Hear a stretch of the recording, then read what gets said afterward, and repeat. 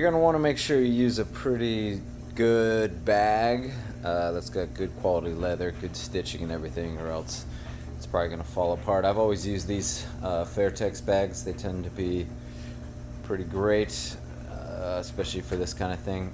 I usually use about 3 to 4 bags of sand, depending on how heavy you want it to be, depending on what your purpose is. You know, if it's only for shin conditioning, then you can just use as much sand as you want. But if you're going to be punching it and using it for bag work as well, you probably only want to use about 3 to 4. Alright, so step 1 is to take out all the stuffing. This is why I like the Fairtex bags, because they're filled up with shredded clothes, which makes it a lot easier to pack this in and mix the sand up with the clothes.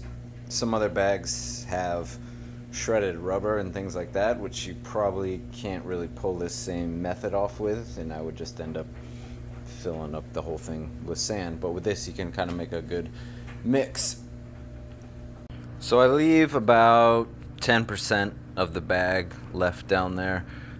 You want to have a good barrier in between the bottom of the bag and the sand. So there's about, I don't know what that is, a couple inches of clothing. Now what you're going to want to do is you want to fill up the middle section with sand, and then what we're going to do is kind of create a small barrier of cloth around the outside. And we're going to do this in layers. We're going to do sand, kind of pack in the outside of cloth. We're going to make that really tight and compact, get a good layer out there, put more clothes on top, put more sand on top, and it's going to be progressive like that, and doing it in sections. So I get a good amount of sand in there. Then I start stuffing a couple layers of clothes back in here. Now what you're going to want to do is pack around the outside with the clothes. You want to get that really tight, get those pushed all the way to the edge, so you get the bag nice and wide and even throughout. So this is the pain in the ass difficult part, particularly once it starts getting built up. So we're going to keep shoving the clothes down in the side there, filling all the gaps, getting as much as we can. The tighter we can pack it in, the better it is, the more even you want it. But eventually it's all going to settle anyway over time, but the more you can do it in the beginning, the better. So you're going to kind of keep doing this, keep shoving clothes around the outside, filling layers of sand in the middle, and progressively building up. So you basically want to create a cylinder in the center of sand and clothes, and then a small layer of clothes around just the outside. So there's that little bit of cushion for when you're kicking. So what you're going to want to do is just grab like a handful of the cloth, and then you're trying to pack it in to the outside as much as you can, as tight as you can, filling all the little gaps and holes in there all the way around the outside, and just kind of keep doing that. And slowly you're going to build it up, add more sand, and it's a total pain in the ass process, but make sure you do it right the first time, and it'll be worth it in the end. The other thing you want to make sure you're doing, continually doing as you do this, is packing all that center sand down. Keep pressing it in. You just want everything to be packed in as tightly as possible, not just loose, and it's going to be more dense, and it's going to give you a better result in the end. Once you get a good base going in the bottom, you can just shove a bunch of the clothing around the outside. You don't got to pack it in yet. Just again create that circle, so where that cylinder is right there, and then you can fill up the inside with more sand.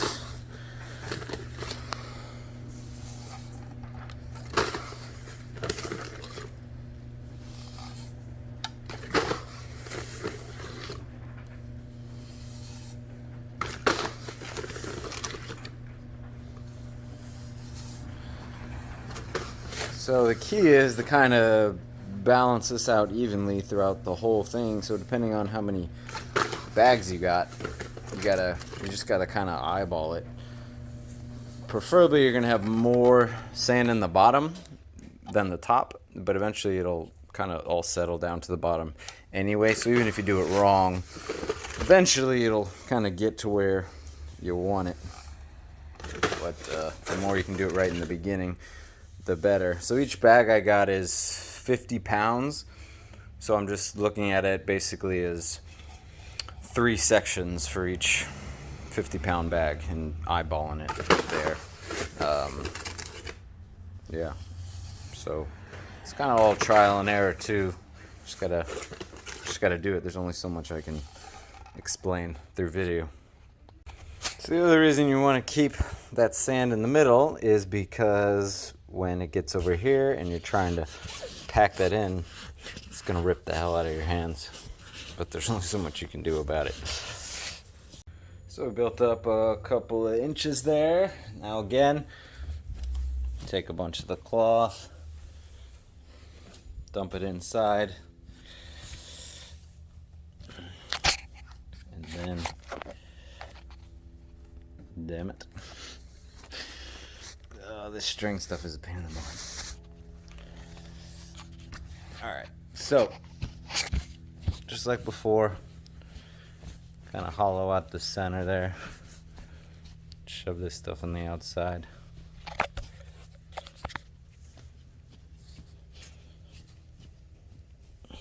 And then, go back to filling up the middle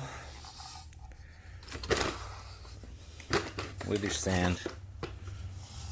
Probably end up dumping the rest of this first bag in there and then going to the next one, and then just keep doing this each second at a time. Gotta make sure you are lifting the bag up, unrolling the bag as you do this progressively as well, because if you stuff it and it's still rolled down, it'll get stuck like this is now, and it's gonna be difficult to undo it, but keep that in mind.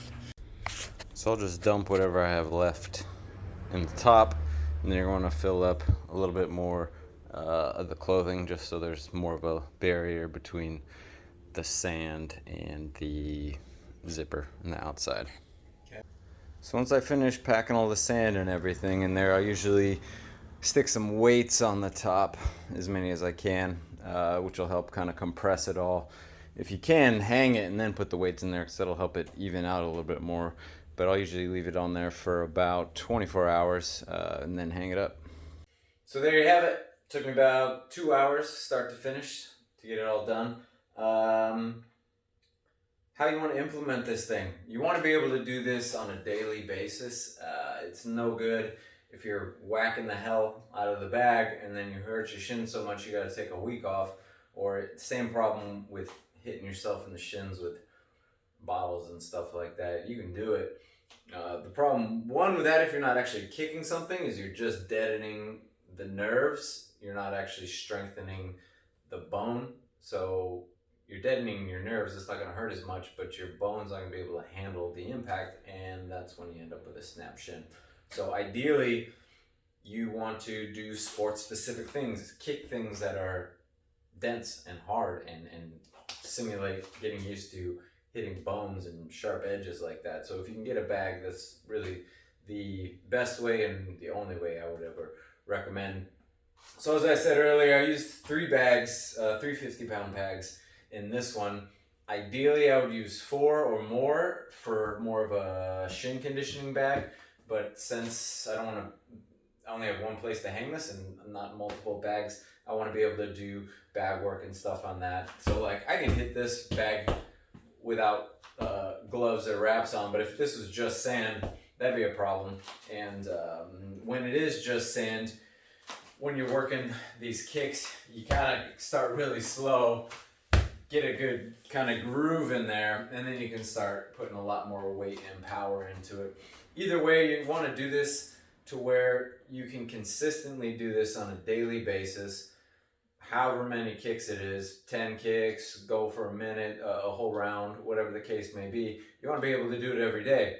So you want to create enough pain and damage that you're able to heal from it and do it again the next day and the next day and the next day, and you progressively build and build and build, and that's how you're going to be able to develop tougher, harder, denser shins in the long run. So I hope that this video was helpful to you guys. Keep shooting me those requests and I'll see what I can do to get them shot for you.